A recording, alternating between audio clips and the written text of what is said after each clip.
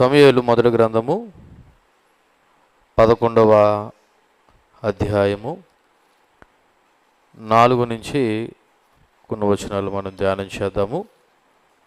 సమూయేలు మొదటి గ్రంథము 11వ అధ్యాయము 4 నుంచి కొన్ని వచనాలు. దూతలు సౌలు గిబియాకు వచ్చి జనులకు ఆ వర్తమానము తెలియజెప్పగా జనులందరూ బిగ్గరగా ఏడ్చిరి. ప్రార్థన చేద్దాం. పరలోకమందున మా తండ్రి, మీ ఘనమైన మహోన్నతమైన శక్తిగల నామానికి హృదయపూర్వకమైన కృతజ్ఞతాస్తులు చెల్లిస్తూ, మీ దయలో మీ కృపలో మీరు ఇచ్చిన ఈ బ్రతుకులో మరొక నూతనమైన దినమందు ఈ సంఘ నియామక కూటంలో భాగంగా ఈ విజ్ఞాపన ప్రార్థన కూడికలో ఇక మీరు మాకు ఇచ్చిన లేఖన భాగాలను మీ నామంలో ప్రార్థించి ధ్యానం చేస్తుండగా పరిశుద్ధాత్మ సహాయమును మాకు తోడుగా ఉంచి మీ ప్రియ కుమారుడు ద్వారా మాకు అనుగ్రహించిన రక్షణను కొనసాగించడానికి లేదా లేనివారు పొందుకోవడానికి మీ కృప చూపించి మా అందరినీ మీ చేతులకు అప్పగించుకుంటూ యేసుక్రీస్తును నామములో ఈ ప్రార్థన అడిగి వేడుకొనిచున్నాం తండ్రి, ఆమేన్. గత వారంలో సంకటములో దేవుడు కలుగు చేయు రక్షణ అని 11వ అధ్యాయం 1 నుంచి 3 వచనాలు ధ్యానం చేశాం. ఏటి సంకటం అంటే, మరి అమోనీయుడైనటువంటి నాహోషు అనబడుతున్న వ్యక్తి యాబేషు గిలాదు వారు అనబడుతున్నటువంటి వారి మీదకి మరి సమయాన్ని చూసుకుని వాళ్ళ మీదకి యుద్ధానికి వచ్చి, మీరు మాకు సేవకులుగా ఉండడానికి లేదా మిమ్మల్ని అందరినీ ఓడించడానికి నేను మీ ఎడల చేయబోయే పని ఏంటంటే, మీ అందరి యొక్క కుడి కనులను నేను తీయబోతా ఉన్నాను.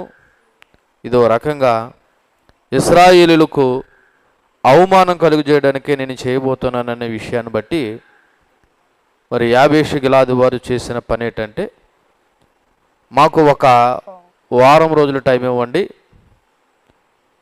మా ఇశ్రాయేలుల యొక్క గోత్రాలన్నిటికీ దూతలను పంపి మాకు రక్షించుటకు ఒకవేళ ఎవరైనా రాకపోతే మేమే స్వయానా మీకు వచ్చి లొంగిపోతామన్న మాటను బట్టి ఈ 4వ వచనము, దూతలంట సౌలు గిబియాకు వచ్చి జనులకు ఆ వర్తమానము తెలియజెప్పగా జనులందరూ బిగ్గరగా ఏడ్చిరి అని ఉంది.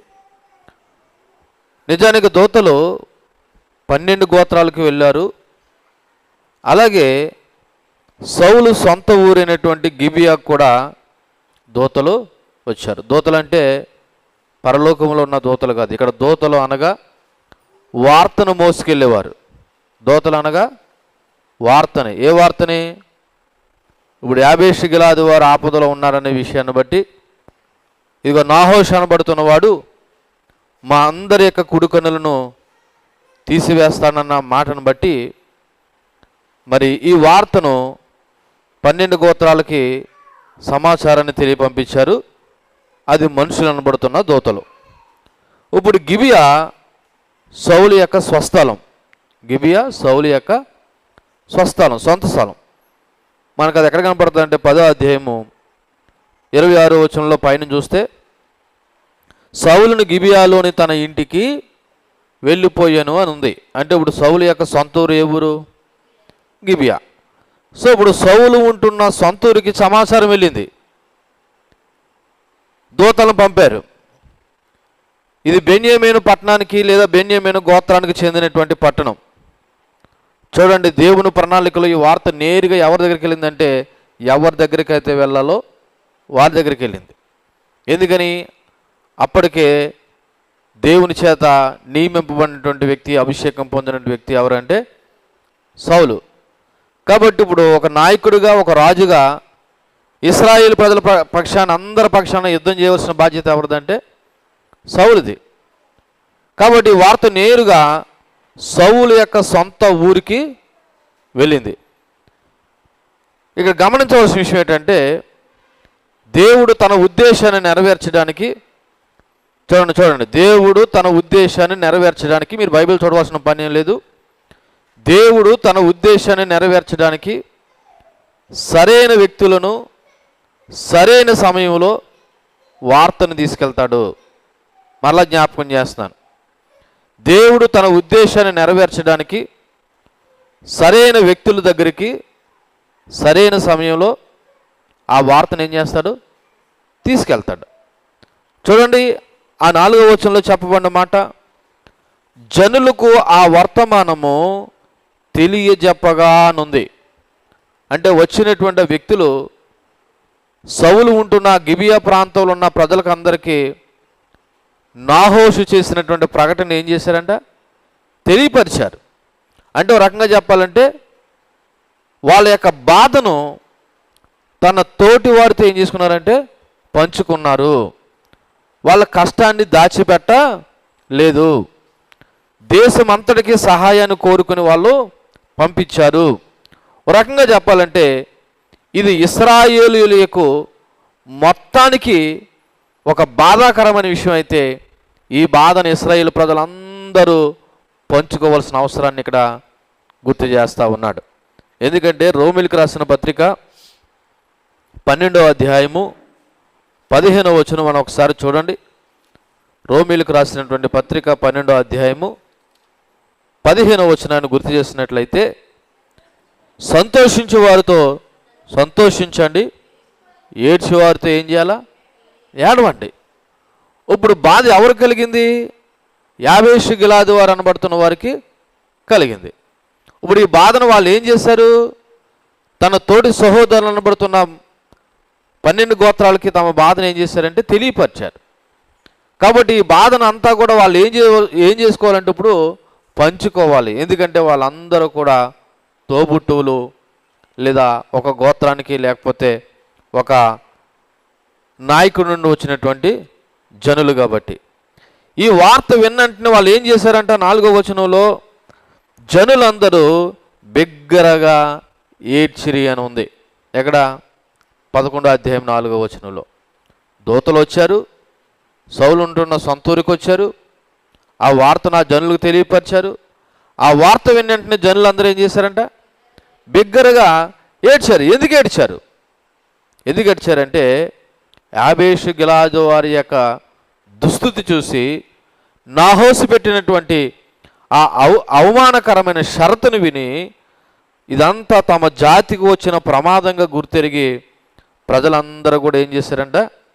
వాళ్ళు ఏడవడము జరిగింది.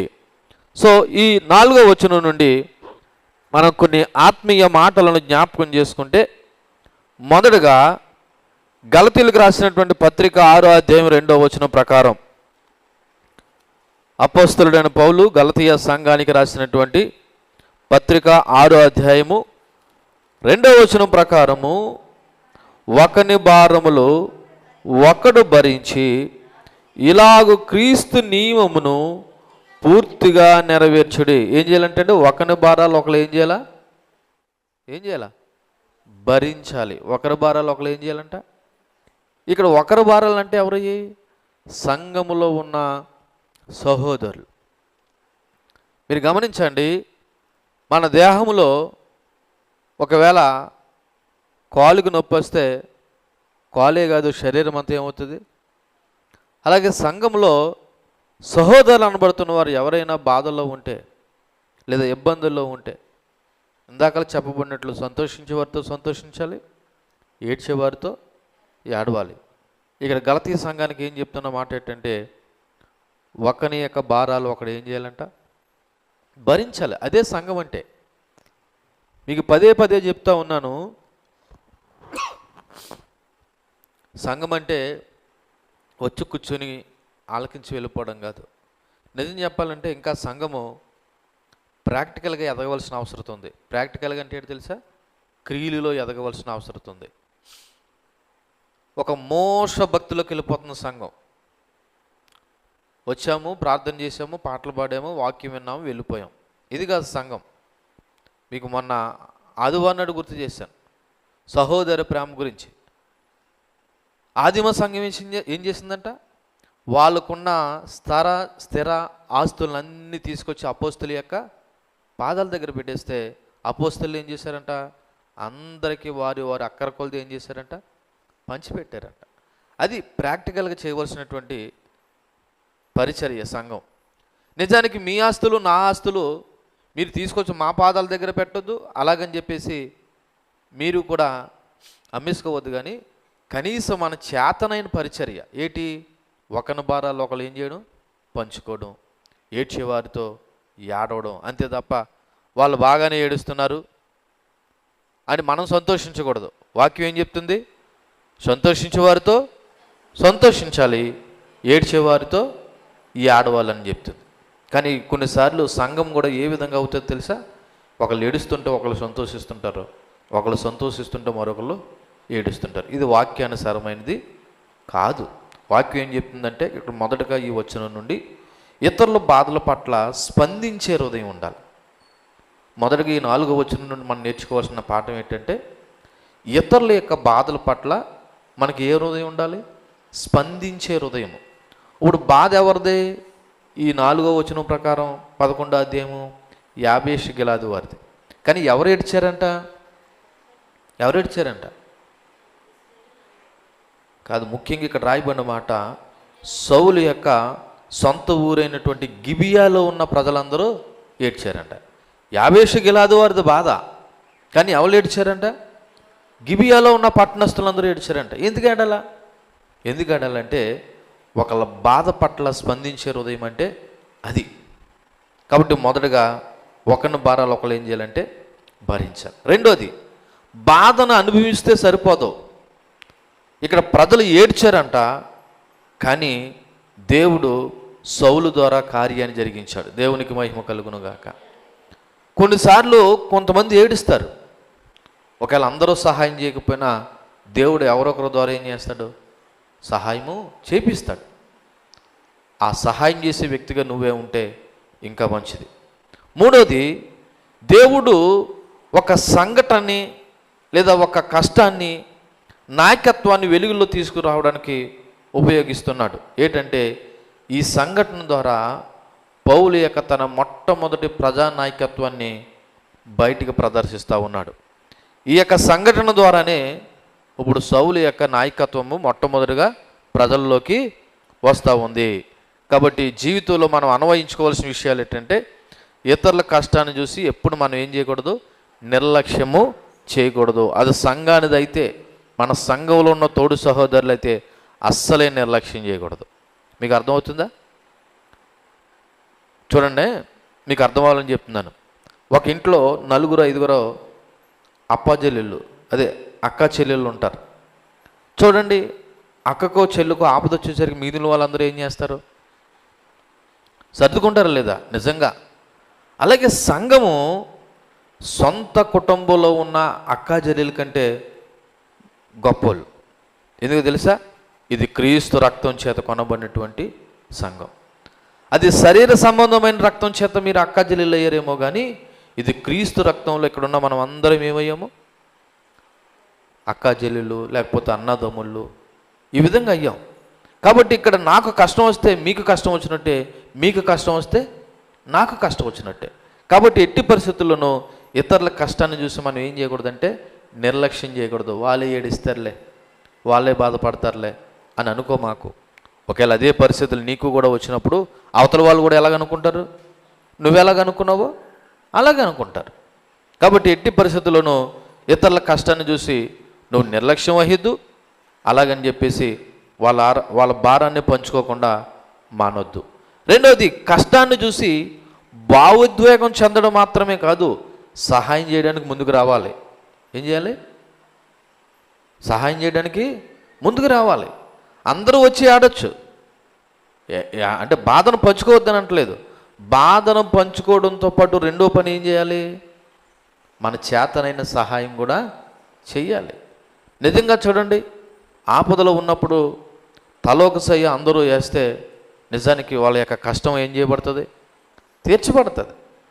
మనము ₹1,000, ₹1,00,000 ఒక్కరద్దు, మనకున్న దాంట్లోనే మనం ఎంతో కొంత ఏం చేయాలా? మన తోటి సహోదరుల పట్ల సహాయం చేయాలి. మూడోది, దేవుడు మనల్ని కూడా ఎవరికైనా సహాయపడే సాధనాలుగా కూడా ఉపయోగించవచ్చు. నువ్వు అనుకోవచ్చు, నేను ఎవరికి సహాయం చేయగలనని. నిన్ను కూడా ఇతరులకి సహాయం చేసే వ్యక్తులుగా దేవుడు ఏం చేస్తాడు? వాడుకుంటాడు. నిజానికి సౌలు జీవితంలో అనుకుని ఉంటాడంటావా, నేను ఇశ్రాయేలు ప్రజలకు రాజును అవుతానని? సౌలు జీవితంలో ఎప్పుడైనా నేను ఇశ్రాయేలు ప్రజలకి రాజును అవుతానని అనుకుని ఉంటాడా? అస్సలు. కానీ దేవుడు గాడిదలు తప్పిపోతే వెతుక్కోవడానికి వచ్చిన వ్యక్తిని దేవుడు ఏం చేశాడంటే ఇశ్రాయేలు ప్రజలకి రాజుని చేస్తాడు. కాబట్టి దేవుడు ఎప్పుడైనా ఏదైనా అద్భుతమైన చేయగలడు. నేను ఎంతటి వాడిని, నేను ఎంతటి దానిను, నేను దేవునికి ఉపయోగపడతానా అంటే నువ్వు రెడీగా ఉండు, నిన్ను కూడా వాడుకోవడానికి దేవుడు సిద్ధంగా ఉన్నాడు. కాబట్టి మనం నేర్చుకోవాల్సిన విషయం ఏంటంటే, ఒకటి, మన బాధ వస్తే ఇతరులకే పంచుకోవాలి. అలాగే అవతల వాళ్ళు కూడా ఏం చేయాలంటే ఆ కష్టాన్ని ఏం చేయాలి? మన కష్టం కింద భావించి మరి స్పందించే హృదయం కలిగి అవసరమైతే తప్పకుండా ఏం చేయాలంటే సహాయము చేయాలి. ఎలాగ చెప్పమంటారా? చిన్న ఉదాహరణ చెప్తున్నాను. ఒక తాటాకులు ఇల్లు కాలిపోతుంది. చుట్టుపక్కల వాళ్ళు ఏం చేస్తారు? అగ్గి తీసుకొస్తారా, నీళ్ళు తీసుకొస్తారా? నీళ్ళు ఎందుకు తీసుకొచ్చారు? అగ్గిని ఆర్పాలంటే. అది సహాయం. అలాగే మన తోటి సహోదరులు ఎవరైనా ఆపదలో ఉన్నప్పుడు నీవు నేను కూడా ఏం చేయాలంటే సహాయం చేయవలసిన అవసరత ఉంది. ఇది నిజంగా దేవుని పిల్లలకు ఉండవలసిన ఒక కరుణా హృదయము. ఏ హృదయం అండి? కరుణా హృదయము. కాబట్టి ఈ 4వ వచనంలో మరి యాబేషు గిలాదు వారికి ఆపద కలిగితే వాళ్ళు గిబియాకి వెళ్ళి వాళ్ళ బాధను పంచుకున్నారు. ఆ బాధను ఉన్నటువంటి గిబియా పట్టణస్తులందరూ కూడా ఏం చేశారంటే బిగ్గరగా ఏడ్చారు. ఈ వచనాన్ని బట్టి మన బాధని ఇతరులకి, ముఖ్యంగా సంఘానికి, ఇతరులకంటే బయట వాళ్ళు కదా, సంఘానికి పంచుకోవాలి. సంఘం కూడా ఆ బాధని తన బాధగా భావించాలి. మరి స్పందించే హృదయం కలిగిన వారే సహాయం చేసేవారుగా కూడా ఉండాలి. తర్వాత వచనం చూడండి, 11వ అధ్యాయం 5వ వచనంలో, సౌలు పొలము నుండి పశువులను తోలుకుని వచ్చుచు జనులు ఏడ్చుటకు హేతువేమని అడగగా వారు యాబేషు వారు తెచ్చిన వర్తమానము అతనికి తెలియజేసిరి. చూడండి, ఈ గిబియా పట్టణస్తులందరూ ఏడుస్తూ ఉండగా అదే సమయానికి సౌలు ఎక్కడి నుంచి వస్తున్నాడంట? పొలం నుండి పశువులు తోలుకుని వస్తున్నాడు. ఈయన రాజుగా అభిషేకింపబడినా, ఇంకా చెప్పాను కదా, ఈయన ఇంకా పూర్తి బాధ్యతలతో రాజరకం చేయట్లేదు, అభిషేకింపబడ్డాడు. పై వచనంలో మనం 10వ అధ్యాయంలో చెప్పబడినట్లు కొంతమంది పనికిమాలిన వారు ఈ మనుషుడు మనల్ని ఎలాగ రక్షిస్తాడని అనుకున్న వాళ్ళు ఉన్నారు. కొంతమంది మరి దేవుని ఆత్మచేత ప్రేరేపింపబడవి, హృదయ ప్రేరేపణ కలిగిన వారే సౌలుతో పాటు ఇంటికి వెళ్ళిన వాళ్ళు కూడా ఉన్నారు. ఇప్పుడు ఈ యాబేషు గిలాదు వారు తెచ్చిన వర్తమానాన్ని విని సౌలు గిబియా పట్టణస్తులందరూ ఏడుస్తూ ఉండగా అదే సమయానికి సౌలు పొలం నుండి ఏం చేశాడంట? మరి ఆ పశువులను మేపుకొని ఇంటికి రావడం అనేది జరిగింది. కాబట్టి ఇక్కడ మనం గమనించవలసిన విషయం ఏంటంటే, ఈ యొక్క 5వ వచనం నుండి మరి చాలా ముఖ్యమైన విషయం ఏంటంటే, ఆయన రాజు అయినప్పటికీ రాజభవనంలో కూర్చోకుండా పొలంలో పనిచేస్తున్నాడు. ఎక్కడ పనిచేస్తున్నాడు? సౌలు అభిషేకింపబడ్డా రాజుగా లేదా? అభిషేకింపబడ్డాడు. దానికి కారణం ఏంటో తెలుసా? 10వ అధ్యాయంలో 24వ వచనంలో జనులందరూ ఏమన్నారంట? అప్పుడు సమూయేలు జనులందరిలో యెహోవా ఏర్పరచువాణ్ణి మీరు చూచితిరా? జనులందరిలో అతని వంటి వాడు ఒకడు లేడని చెప్పగా జనులందరూ బొబ్బలు పెట్టించు ఏమన్నారంట? రాజు చిరంజీవి అగునుగాకని కేకలు వేశారంట. సౌలు చిరంజీవి అని అనలేదు, ఏమన్నారు? రాజు అన్నారు. అంటే ఇప్పుడు సౌలుని ఎలా అంగీకరించారు? రాజుగా అంగీకరించారు. మరి ఈయన ఏం చేస్తున్నాడు? పొలం పనిలో తన బాధ్యతలను నెరవేరుస్తున్నాడు తప్ప రాజభవనంలో కూర్చుని ఊరకనే ఉండలేదు. ఓ రకంగా చెప్పాలంటే సౌలు యొక్క వినయము, కష్టపడే పనిచేసే స్వభావం ఇక్కడ కనబడతా ఉంది. కాబట్టి చూడండి, కొలసీలు రాసిన పత్రిక 3వ అధ్యాయం 23వ వచనం ప్రకారం, కొలసీలకు రాసినటువంటి పత్రిక 3వ అధ్యాయము 23వ వచనం ప్రకారము, ప్రభు వలన స్వాస్థ్యమును ప్రతిఫలముగా పొందుదుమని ఎరుగుదురు గనక మీరు ఏమి చేసినను అది మనుషుల నిమిత్తము కాక ప్రభువు నిమిత్తమని మనస్ఫూర్తిగా చెయ్యండి. దేవుడు మనకి ఏ పని ఇచ్చినా జరే ఎలా చేయాలంటండి? ఎలా చేయాలంట? మనస్ఫూర్తిగా చేయాలి. నేనా ఈ పనా అని మనం ఆలోచించకూడదు. దేవుడు నీకు ఆ పని ఇచ్చాడు, ఆ పని ఎలా చేయాలి? మనస్ఫూర్తిగా చేయాలి. ఎందుకంటే దేవుడు ఎవరిని ఏ స్థితిలో పెట్టాలో, ఏ పని ఇవ్వాలన్నది ఎవరో తెలుసు? దేవుడు తెలుసు. కాబట్టి దేవుడిచ్చిన పనిని ఏం చేయాలంటే మనము మనస్ఫూర్తిగా చేయవలసినటువంటి అవసరం ఇక్కడ కనబడతా ఉంది. కాబట్టి ఇప్పుడు సౌలు పొలం నుండి వచ్చిన తర్వాత ఈ యాబేషు గిలాదు వారు తెచ్చిన వర్తమానాన్ని సౌలుకి తెలియపరిచారంట. ఏంటి? నాహోషు అనేవాడు బెదిరించాడని, కుడికన్ను తీసేస్తానన్నాడని, యాబేషు ప్రజలు నిశ్చయ స్థితిలో ఉన్నారనే విషయం మరి సౌలు విన్న తర్వాత ఏం జరిగిందనే దానికంటే ముందు ఈ 5వ వచనం నుండి నేర్చుకోవాల్సిన మొదటి మాట ఏంటంటే, దేవుడు వినయమైన వారిని వాడుకుంటాడు. ఎవరిని వాడుకుంటాడు? దేవుడు వినయస్తులని వాడుకుంటాడు, గర్విష్ఠులను కాదు. దేవుడు ఎవరిని వాడుకుంటాడండి? వినయస్తుల్ని. ఎందుకంటే యాకోబు 4:6లో ఉన్నది, దేవుడు గర్విష్ఠులను ఎదిరించును, వినయస్తులకి ఆయన కృప అనుగ్రహిస్తాడంట. ఎవరికంటే అండి కృప? కృప ఎవరికంట? వినయం కలిగిన వారికి.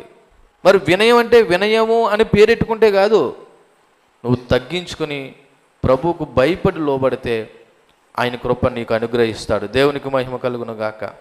హల్లెలూయా. అంతేకాదు, ఇక్కడ మంచి నాయకుడు ప్రజల బాధను గమనిస్తాడు. ఏ నాయకుడు? మంచి నాయకుడు. అందరూ నాయకులు కాదు, అందులో మంచి నాయకులు ఉంటారు, చెడు నాయకులు ఉంటారు.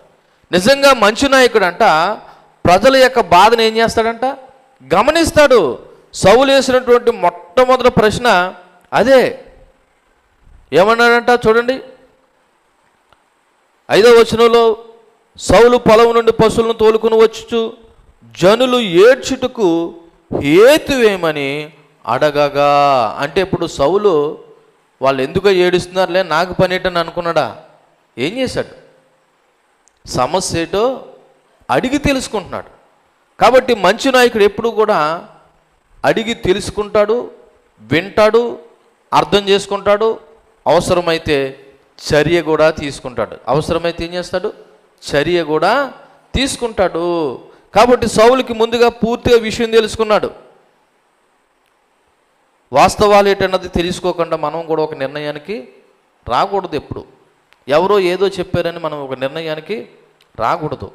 వాస్తవాలు ఏంటన్నది ప్రతి ఒక్కరూ గ్రహించాలి, ఇరువైపులా గ్రహించాలి. సాధారణంగా మనం ఒకరు చెప్పిన దాన్ని బట్టి కన్క్లూజన్కి వచ్చేస్తుంటాం.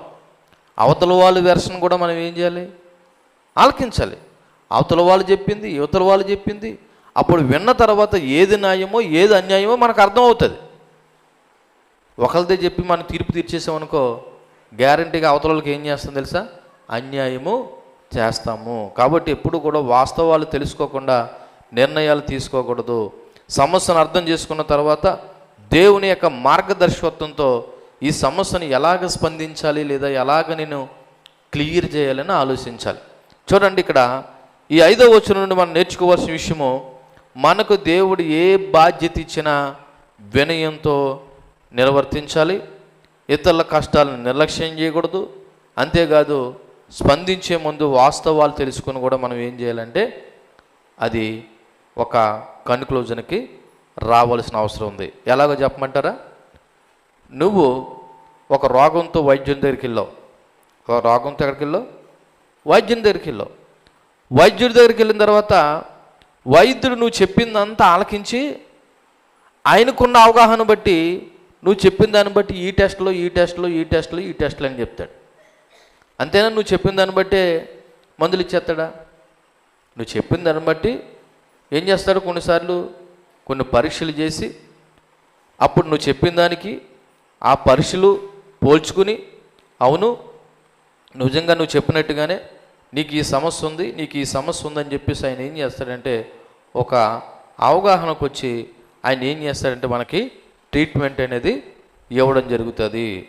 అలాగే మనము కూడా ఏదైనా ఒక సమస్య మన దగ్గరికి వచ్చినప్పుడు ఎందుకు, ఏమిటి, ఎందుకు సంభవించింది అని తెలుసుకుని మనము కూడా ఒక ముగింపుకు రావాల్సిన అవసరత ఉంది. అంతే తప్ప ఎవరో ఏదో చెప్పారని ఒక నిర్ణయానికి రావద్దు.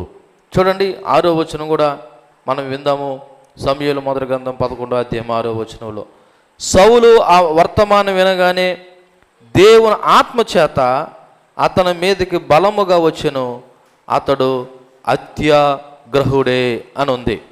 ఎప్పుడైతే ఈ గిబియా పట్టణస్థులు సౌలుకి వర్తమానం తెలియపరిచారో, ఈ సౌలు ఈ మాటలు వినగానే మరి సౌలు మీదకి ఏమొచ్చిందంట?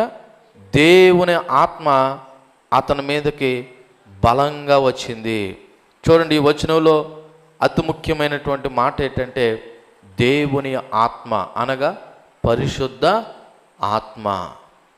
పరిశుద్ధ ఆత్మ అనేది పెంతెకొస్తు పండగ దినమందే లేదు. మీకు అర్థమవుతుందా? పెంతెకొస్తు పండగ దినమందే పరిశుద్ధాత్మ లేడు.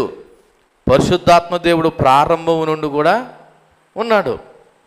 సాధారణంగా పరిశుద్ధాత్మ యొక్క అనుభవము మనకి ఎక్కడ కనపడుతుంది అంటే నూతన నిబంధన సంఘంలో పెంతెకొస్తు పండగ దినమందు అపోస్తలులందరూ మేడగది మీద ఉన్నప్పుడు దేవుని ఆత్మ వాళ్ళ మీదకి రాగా వాళ్ళందరూ కూడా మరి రకరకాల భాషలతో వాళ్ళు ఏం చేస్తారు?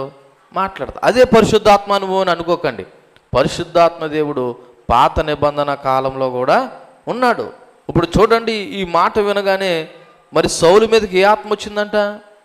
దేవుని ఆత్మ అనబడుతున్న పరిశుద్ధాత్మ.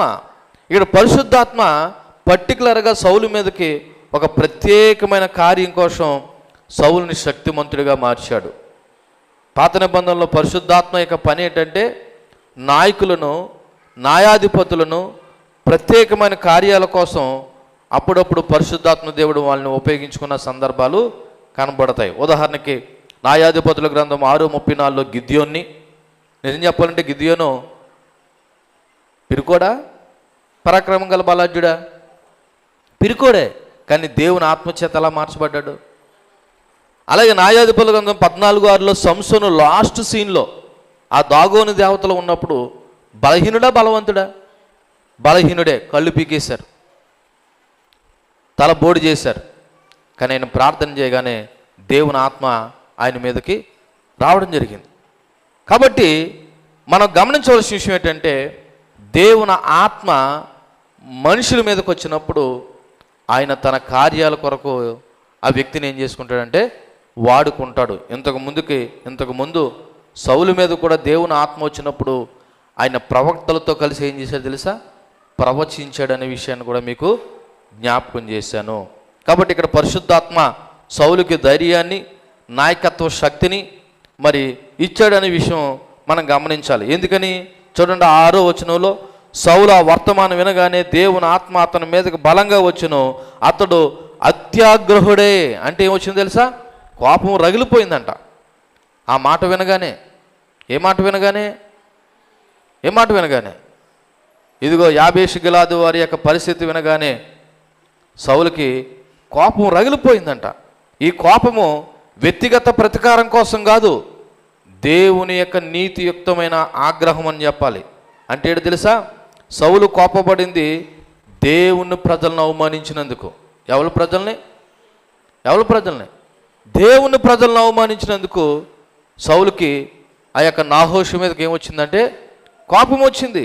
ఎందుకంటే మనం గమనించవలసిన విషయం ఏంటంటే ఆ నాహోష్ అనేవాడు కేవలం యాబేషు గిలాదు వారి యొక్క కుడుకొనలు తీయడం గురించికే కాదు.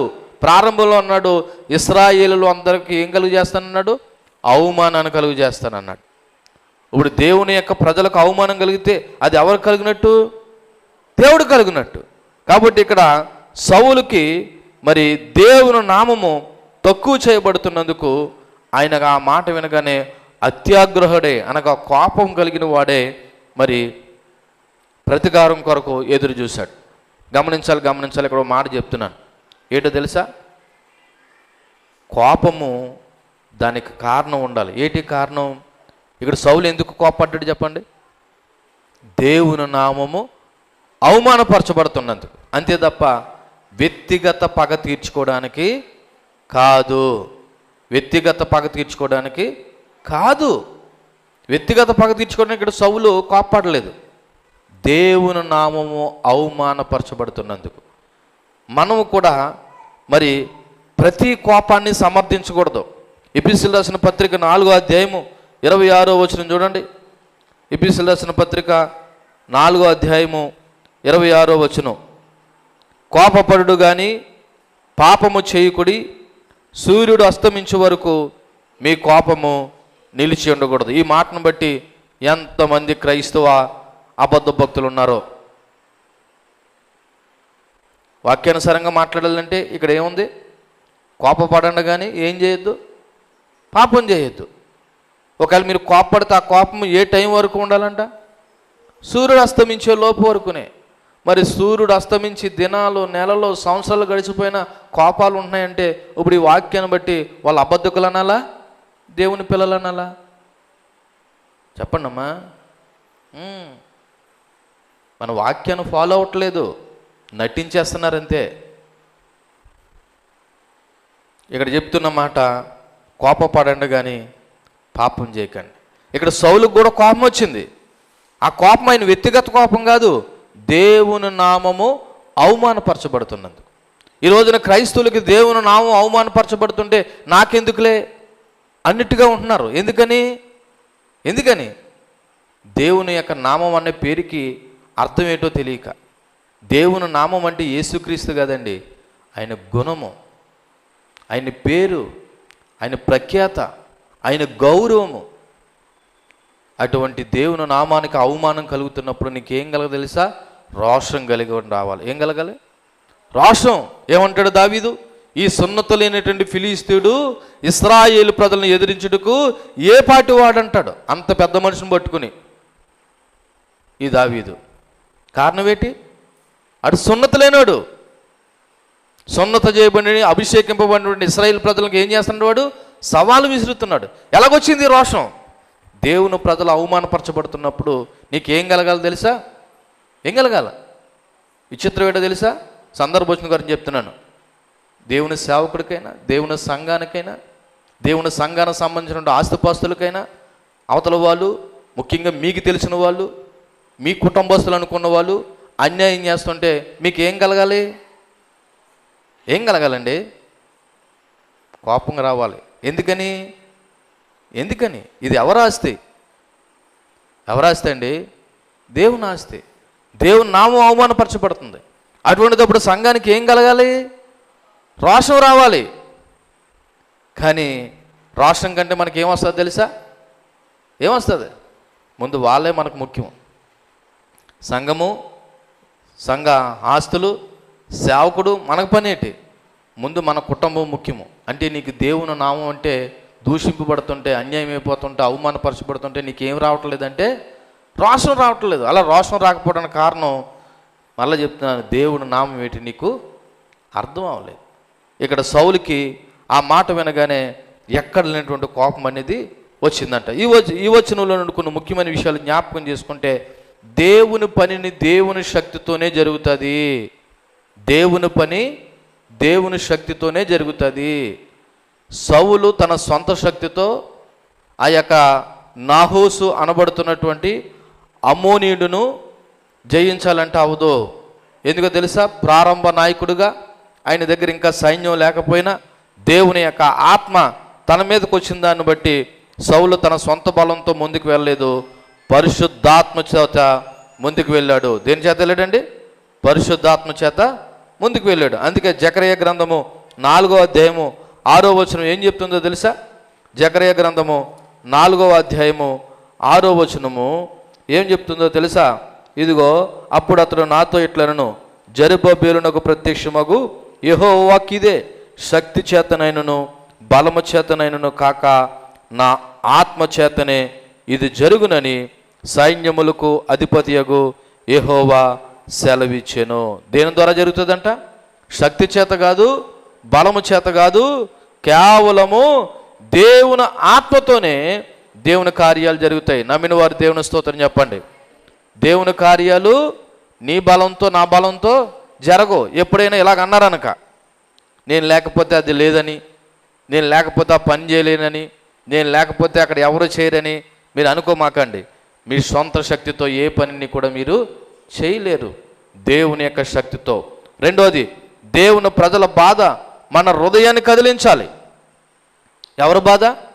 దేవుని ప్రజల యొక్క బాధ మన హృదయాన్ని కదిలించాలి. ఇలా చూడండి, ఎక్కడో ఉన్న క్రైస్తవుడు బాధపడుతుంటే నాకెందుకులే అని అనుకోకూడదు. మీకు అప్పుడప్పుడు చెప్తూ ఉంటాను, మనమందరము సార్వత్రిక సంఘ సభ్యులము. ఏ సంఘ సభ్యులము? సార్వత్రిక సంఘ సభ్యులము. ఈ సంఘానికి చెందిన సభ్యులం కాదు. ఏ సంఘములో క్రైస్తవుడు బాధపడుతున్నా, ఈవెన్ క్రైస్తవుడైనా కాదు, క్రైస్తవుడు కానివాడైనా బాధపడుతున్నా, నీకు ఏ హృదయం ఉండాలి తెలుసా? ప్రజల బాధను స్పందించే హృదయం నీకు ఉండాలి. అక్కడ ఎక్కడో క్రైస్తువులు నష్టపోతున్నారంట, చంపబడుతున్నారంట, మనకు పనేటి అని అనుకోకమాకండి. మీకు ఎప్పుడు చెప్తూ ఉంటాను, కరోనా అనేది ఎక్కడొచ్చిందంట? మొదట ఎక్కడో వచ్చిందంట. అక్కడి నుంచి ఎక్కడి దాకా వచ్చింది? నీ దాకా రాలేదా? కొద్ది టైం పడుతుంది అంతే. కాబట్టి నువ్వు అనుకోవాల్సిన విషయం ఏంటో తెలుసా? అక్కడెక్కడో క్రైస్తవులు బాధపడుతున్నారు, ఇక్కడ నేను బాగానే ఉన్నాను. అక్కడెక్కడో క్రైస్తవులు హింసింపబడుతున్నారు, ఇక్కడ నేను క్షేమంగా ఉన్నాను అనుకోకు. క్రైస్తవుడైనా క్రైస్తవుడు కానివాడైనా ఒకడు బాధపడుతున్నాడంటే వాడి యొక్క బాధను బట్టి నువ్వేం చేయాలి తెలుసా? స్పందించిన హృదయము కదలాలి. అంతేకాదు, మూడోది, నీతియుక్తమైన కోపం రావాలి నీకు. ఏ కోపం రావాలి? కోపం రావాలి, కానీ దాని వెనకాల నీతియుక్తమైన కార్యము ఉండాలి. ఇక్కడ సౌలు అత్యాగ్రహం అవడానికి కారణం ఏంటో తెలుసా? దేవుని ప్రజలను ఆ నాహోష్ అనేవాడు ఏం చేస్తున్నాడు? అవమానిస్తున్నాడు. అందుకే సౌలుకి ఏమొచ్చింది? నీతియుక్తమైన కోపం. అంటే ఆ కోపం వెనకాల ఏముండాలి? నీతి ఉండాలి. కోపడ్డామంటే దాని వెనకాల ఏముండాలి? నీతి ఉండాలి. అంతే తప్ప పగ తీర్చుకోవడానికి కాదు. ఈ ఒక్కసారి మనం ఆలోచన చేస్తే మన సేవ అయినా ఏదైనా దేవుని శక్తిపై ఆధారపడాలి. అన్యాయం చూసినప్పుడు మౌనంగా ఉండకూడదు, అన్యాయాన్ని ప్రశ్నించాలి. కోపాన్ని పాపానికి కాకుండా నీతికి ఉపయోగించాలి. మీకు ఇందాకలు చెప్పినట్లుగానే ప్రజలు బాధల్లో ఉంటే, కష్టాల్లో ఉంటే మనమందరము కూడా మరి సహాయం చేయాలనే విషయాన్ని జ్ఞాపకం చేస్తూ ఉన్నాను. చూడండి, 7వ వచనం 8వ వచనం కూడా చదివి ముగించుకుందాం. 7వ వచనం చూడండి. ఒక కాడి ఎడ్లను తీసి తునకలుగా చేసి ఇశ్రాయేలు దేశంలోని నలుదిక్కులకు దూతల చేత వాటిని పంపి సౌలుతోనూ సమూయేలుతోనూ చేరకుండు వాడెవడో వాని ఎడ్లను నేను ఈ ప్రకారంగా చేయుదునని వర్తమానం చేసెను. అందువలన యెహోవా భయము జనుల మీదకు వచ్చెను గనుక ఒకడైనను నిలవకుండా వారందరూ వచ్చారంట. చూడండి, ఇది ఇక్కడ ఎంత అద్భుతమైన కార్యం జరిగిందో. ఇలా చూడండి. ప్రారంభానికి వెళ్తున్నాను. బాధ ఎవరిదండి? యాబేషు గిలాదు వారి. యాబేషు గిలాదు అనేది గిలాదు ప్రాంతంలో ఎక్కడో మూలన ఉన్నటువంటి చిన్న పట్టణం. ఇప్పుడు ఈ బాధ, ఈ ఇబ్బంది ఎక్కడ దాకా పాకిపోయింది తెలుసా? మొత్తం ఇశ్రాయేలు 12 గోత్రాలకి పాకిపోయింది. ఎలా పాకిపోయింది తెలుసా? దేవుని భయము వలన రాయబడి ఉన్నది అక్కడ. ఏంటండి? ఈ రోజున దేవుని భయం లేకపోతే కార్యాలు జరగవండి. అది ఏంటన్నది చెప్పడానికి ముందు ఇక్కడ ఒక మాట మనకు కనబడుతున్న విషయం ఏంటంటే, ఇది ఒక అత్యవసరమైన పిలిపించాడు సౌలు. ఏం చేశాడంట? ఒక జత ఎద్దులను తీసుకుని ముక్కలు చేశాడంట. ఎలా చేశాడంట? ముక్కలు. బహుశా ఎన్ని ముక్కలు చేశాడో తెలియదు, కానీ మొత్తం 2 ఎద్దులను తీసుకుని ముక్కలు చేసి ఇశ్రాయేలుల యొక్క అన్ని ప్రాంతాలకి, అన్ని గోత్రాలకి పంపించాడంట. పంపించి ఊరకనే వదిలేదంట. ఇలా చూడండి, ఎవడైతే నాతోనూ సమూయేలుతోనూ వెంట రాకుండా ఉంటాడో వాళ్ళ యొక్క ఎడ్లందరినీ కూడా ఇదిగో ఈ 2 ఎద్దులను ఎలా తునకలుగా చేశానో అలాగే చేస్తాననేసరికి వాళ్ళందరికీ ఏం కలిగిందని తెలుసా? దేవుని భయం కలిగిందంట. దేవునికి మహిమ కలుగును గాక. మరలా చెప్తున్నాను, ఇలా చూడండి ఒకసారి. దేవుని ఆత్మ చేతే దేవుని కార్యాలు జరుగుతాయి. రెండోది, దేవుని భయం చేతనే దేవుని కార్యాలు జరుగుతాయి. ఒకటి, దేవుని ఆత్మ చేతనే దేవుని కార్యాలు జరుగుతాయి. రెండోది, ఆ కార్యాలు ముందుకెళ్ళాలంటే ఏమై ఉండాలా? దేవుని భయం ఉండాలా. ఈ రోజున క్రైస్తవ సంఘానికి ఏమి లేదో చెప్పమంటారా? దేవుని భయం లేదు. భక్తి చాలామంది చేస్తున్నారు, భక్తి చాలామంది చేస్తున్నారు. దేవుడికి కావలసింది భక్తి కాదు, భక్తితో పాటు భయము. అందుకే మీరు ఎప్పుడైనా బైబిల్ చదివితే యెహోవా యందు భయభక్తులు అని ఉంటుంది. ఏముంటుందండి? యెహోవా యందు ఏముండాలా? భయము ఉండాలి, భక్తి ఉండాలి. భక్తి ఒకటి ఉంటే సరిపోదు.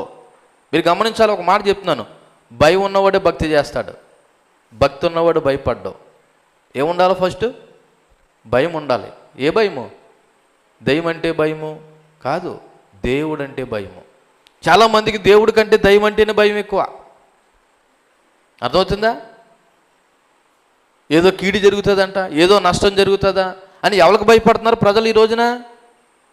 దయ్యానికే, దేవుడి కంటే. నిజం చెప్పాలంటే మనం దేవునికి భయపడాలి, దేవునికి భయపడాలి.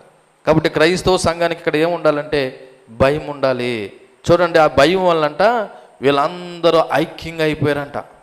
చూడండి, మరలా చదువుతున్నా నేను 7వ వచనంలో, ఒక ఆడి ఎడ్లను తీసుకుని తునకలుగా చేసి ఇశ్రాయేలు దేశంలోని నలుదిక్కుల దూతల చేత వాటిని పంపి సౌలుతోనూ సమూయేలుతోనూ చేరకుండా వాడెవడో వాని ఎడ్లను నేను ఈ ప్రకారంగా చేయుదునని వర్తమానం చేసాను. అందువలన యెహోవా భయము జనులందరి మీదకు వచ్చిన కనుక ఒక్కడైనా నిలవకుండా వారు అందరూ ఏం చేశారంట? వచ్చారు. రావడం అంటే ఏమైందా? ఐక్యత. అక్కడ ఏం జరిగింది? మాట్లాడాలి. ఐక్యత. ఇప్పుడు సంఘంలోనైనా సమాజంలోనైనా ఐక్యత లేకపోవడానికి కారణం ఏంటి చెప్పమంటారా? దేవుడు భయం లేదు.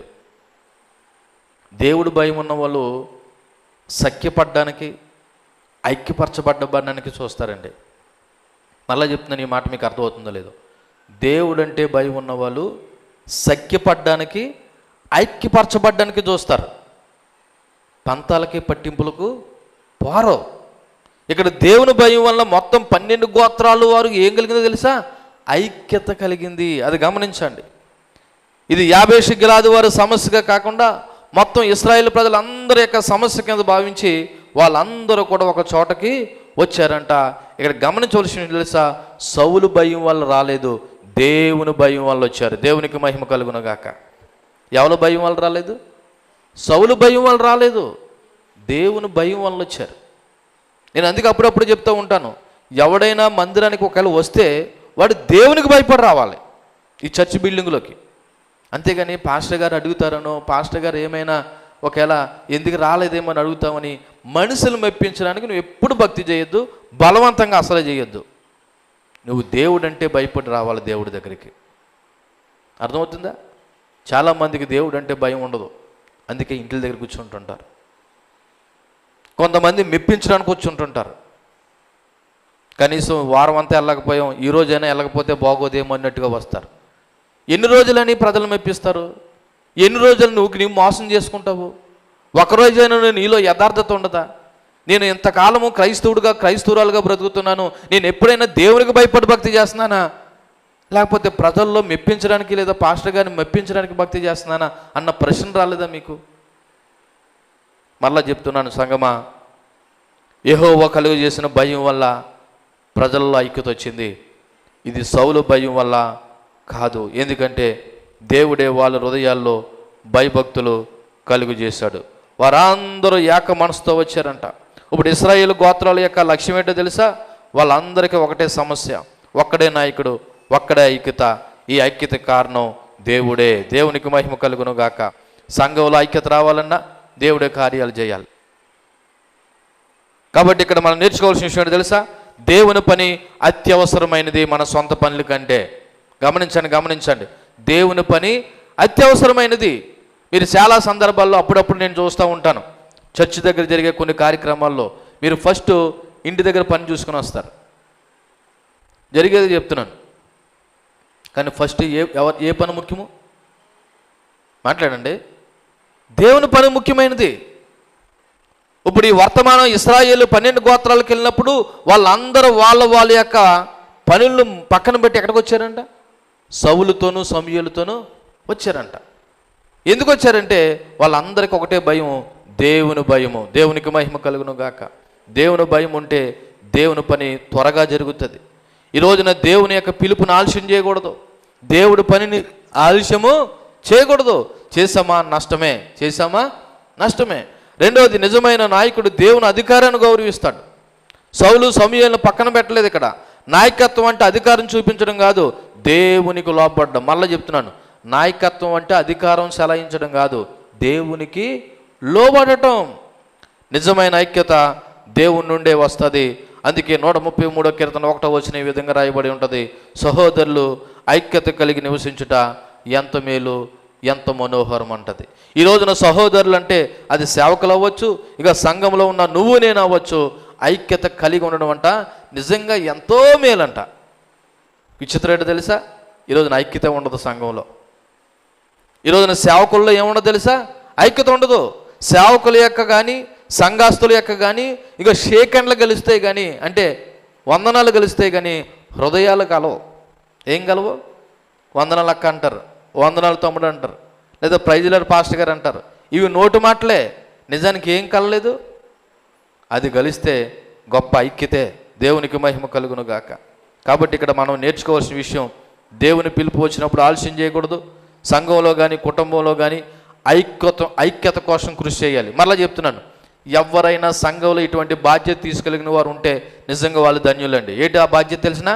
సంఘంలో ఎవరి మధ్య గొడవలు ఉన్నాయి, ఎవరి మధ్య సమస్యలు ఉన్నాయి, ఎవరి మధ్య ఇబ్బందులు ఉన్నాయి, ఎవరి మధ్య ఏమున్నది, ఇలాంటివన్నీ తెలుసుకుని వాళ్ళని ఐక్యపరిచి సమాధానపరిచి వాళ్ళందరినీ ఒక తాటి మీద తీసుకొస్తే నిజంగా అది గొప్ప పరిచర్య. దేవునికి మహిమ కలుగును గాక. అందుకే మత్తయి సువార్త 5వ అధ్యాయంలో ఉంది, సమాధానపరిచి వారు ధన్యులు, వారి దేవుని కుమారులు అనబడతారు. అంతేగాని ఇద్దరి మధ్యకి వెళ్ళి నువ్వు వీళ్ళు ఏం చేయకూడదు, గొడవెట్టకూడదు, ఇంతదాన్ని అంత చేసేయకూడదు. తప్పో ఒప్పో మొత్తానికి ఎవరొకరి మధ్య ఏదో జరిగింది, నువ్వు దేవుని కుమారుడిగా కుమార్తెగా వచ్చి ఏం చేయాలా? ఐక్యపరచాలి వాళ్ళని. వీళ్ళకి చెప్పేది వీళ్ళకి చెప్పి, వాళ్ళకి చెప్పేది వాళ్ళకి చెప్పి, ఇద్దరిని కలిపి ఏం చేయాలా? ఐక్యపరచాల. అది గొప్ప పరిచర్య. అందుకే సంఘంలోనైనా కుటుంబంలోనైనా ఒకవేళ ఇబ్బంది కలిగి ఉంటే, మాట్లాడుకోకుండా ఉంటే, గొడవలతో ఉంటే ఆ కుటుంబాన్ని సంఘాన్ని ఏం చేయాలంట? ఐక్యత కోసం కృషి చేయాలి. అలాగే మన నాయకత్వం, నీ నాయకత్వం దేవునికి లోబడి ఉండాలి. చివరిగా ఒక 8వ వచనం చదివి మనం ముగించుకుందాం.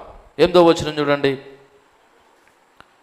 అతడు బెజకులో వారిని లెక్క పెట్టగా ఇశ్రాయేలు వారు 3 లక్షల మందియు, యోధా వారు 30,000 మంది అయ్యిరి అని రాయబడి ఉన్నది. ఇక్కడ మరి సౌలు యొక్క పిలుపుకు ఇశ్రాయేలు ప్రజలు ఎలా స్పందించారన్నది గమనిస్తే, బెజకులో అనగా యుద్ధానికి అనుకూలమైనటువంటి స్థలం అన్నమాట ఇది. బెజక్ అనేది వాళ్ళందరూ యుద్ధం చేయడానికి కూడుకున్నటువంటి స్థలము.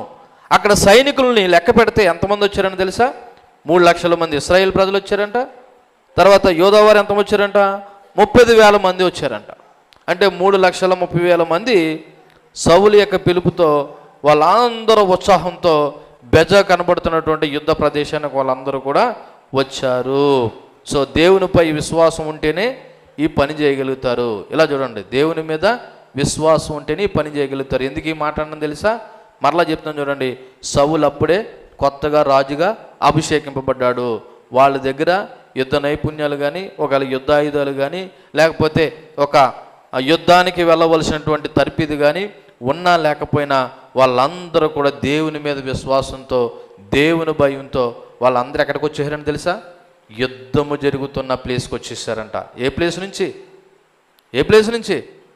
వాళ్ళ ఇళ్ళ దగ్గర నుంచి. ఎక్కడికి వచ్చారు? యుద్ధం చేయడానికి. ఎవరితోనూ? శత్రువుతో. ఈ సమయంలో మీ అందరికీ జ్ఞాపకం చేస్తున్నాను, అపవాదనబడుతున్న వాడితో యుద్ధం చేయాలంటే మీ ఇళ్ళ నుండి ఎక్కడికి రండి? దేవుని మందిరంలోకి రండి. లేదా మీ ఇంటి దగ్గరే ఒక ప్రత్యేకమైన సమయాన్ని కేటాయించుకొని ప్రభు యొక్క పాద సన్నిధికి వచ్చి అపవాదిని ఎదిరించడానికి కావలసిన శక్తిని అనుగ్రహించమని మనం ఏం చేయాలి? ప్రార్థన చేయాలండి. మళ్ళా చెప్తున్నాను, అపవాదితో ఎప్పుడు యుద్ధమే. అపవాదితో మనకి ఎప్పుడు యుద్ధమే. వాడిని జయించాలంటే, ఎదిరించాలంటే ఒకటే ప్రార్థన. ఏంటండి? ప్రార్థన. ఇశ్రాయేలు వాళ్ళు 3 లక్షల మంది, మరి ఆ యోధా వారు 30,000 మంది, వాళ్ళందరూ కూడా ఆ బెజ కనబడుతున్న స్థలం దగ్గరికి వచ్చారంట. ఇక్కడ గమనించవలసిన విషయం ఏంటంటే, సంఖ్య కంటే దేవుని సన్నిధి ముఖ్యమైనది. ఏంటండి? సంఖ్య కంటే దేవుని సన్నిధి ముఖ్యమైనది. నిజానికి 3,30,000 మంది ఉంటేనే దేవుడు విజయం ఇస్తానని అండో. ఇక్కడ ఎన్ని లక్షల మంది కాదు, నిజం చెప్పాలంటే గిదియోను ఎంతమందితోటి యుద్ధంలో విజయం పొందాడు? ఎంతమంది? 300 మంది. నిజానికి ఆ 300 మందితో కూడా పని లేకుండా పోయింది, 3 భాగాలు చేశాడు. దేవుడు ఒక్కరితో కూడా యుద్ధం చేస్తాడు. దేవునికి మహిమ కలుగునుగా. కొన్నిసార్లు ఊరకనే నుంచున్నా సరే దేవుడు మన పక్షాన్ని ఏం చేస్తాడు? యుద్ధం చేస్తాడు. ఊరకనే నుంచుంటే చాలు, అంతే. ఊరకనే నుంచుంటే చాలు దేవుడు మన పక్షాన్ని ఏం చేస్తాడంటే యుద్ధం చేస్తాడు. కాబట్టి దేవుడు తన ప్రజలను ఐక్యం చేస్తాడు. అంతేకాదు మరి విశ్వాసము మరియు ప్రణాళిక కలిసి దేవుడు పనిలో ముందుకు వెళ్ళాలి. విజయం మన బలంపై కాదు, దేవుని శక్తి మీద ఆధారపడి ఉంటుంది. కాబట్టి కుటుంబంలోనైనా సంఘంలోనైనా ఐక్యత కొరకు పెంపొందించి ఏ పని చేసినా ముందుగా ప్రార్థించి తర్వాత జ్ఞానంతో ప్రణాళిక వేయాలి. ముందు ఏం చేయాలి? ప్రార్థించాలి. తర్వాత ప్రభు ఈ పని ఎలా చేయమంటావో ప్రణాళికలు వేయాలి. ఇప్పుడు వీళ్ళందరూ కూడా ఒక చోటకు వచ్చారు, తర్వాత ప్రణాళికలు వేశారు. అన్నిటికంటే ముఖ్యంగా చెప్తున్నాను, మన సామర్థ్యంపై కాకుండా దేవుని కృపపై ఆధారపడాలి. దేవునికి మహిమ కలుగునుగాక. మన సామర్థ్యం మీద కాకుండా దేని మీద అండి? దేవుని యొక్క కృపపై. మీకు చిన్న ఎగ్జాంపుల్ చెప్పి నేను ముగిస్తాను. ఒక పెద్ద బిల్డింగు లేకపోతే ఒక పెద్ద ఎస్టేటు, ఆ ఎస్టేట్లో చాలామంది పనిచేస్తున్నారు, చాలామంది సూపర్వైజర్లు ఉన్నారు, లేదా ఇంజనీర్లు ఉన్నారు, చాలామంది పనివారు ఉన్నారు. వీళ్ళందరూ ఎవరు చేసేది వాళ్ళు చేస్తున్నారు. కానీ ఒకడు వస్తున్నాడు అప్పుడప్పుడు వాళ్ళందరినీ పరీక్షించి ఆయన చెప్పింది ఏం చేస్తాను తెలుసా? ఫైనలైజ్ చేస్తున్నాడు. ఎందుకు ఈ మాట చెప్పాను తెలుసా? ఎందుకు చెప్పాను తెలుసా? మనం ఎన్ని ప్లాన్లు వేసుకున్నా, ఎన్ని ప్రణాళికలు వేసుకున్నా దేవుని ఆమోదం లేకపోతే, దేవుని చిత్తం లేకపోతే మనం ఏమీ చేయలేం. అందుకే ప్రార్థన చేసి మన ప్రణాళికలన్నీ దేవుని ముందర పెట్టాలి. ఈరోజు మన వర్తమానం పేరేటంటే సంకటములో దేవుడు లేపిన నాయకుడు. సంకటములో దేవుడు లేపిన నాయకుడు ఎవరు? సౌలు. ఎవరండి? సౌలు. ఒకవేళ నీ జీవితంలోనైనా నా జీవితంలో సంకటములు అనగా కష్టాలు, సమస్యలు వచ్చినప్పుడు దేవుడు తన ఆత్మకార్యాలు ఎవరొకరి ద్వారా ఏం చేస్తాడంటే చేస్తాడు. మనం చేయవలసిందల్లా ఒకటే, మొదటగా ఆయనకి భయపడాలి. ఏం చేయాలి? ఆయనకి భయపడాలి. భయపడితే దేవుడు తన యొక్క ఆత్మకార్యాలు మన పట్ల, మన జీవితాల్లో కూడా ఏం చేస్తాడు. అటువంటి కృప దేవుడు మనందరికీ అనుగ్రహించునుగాక. ఆమేన్. కళ్ళు మూసుకోండి. చెప్పబడిన వాక్యాన్ని బట్టి ప్రార్థన చేద్దాం.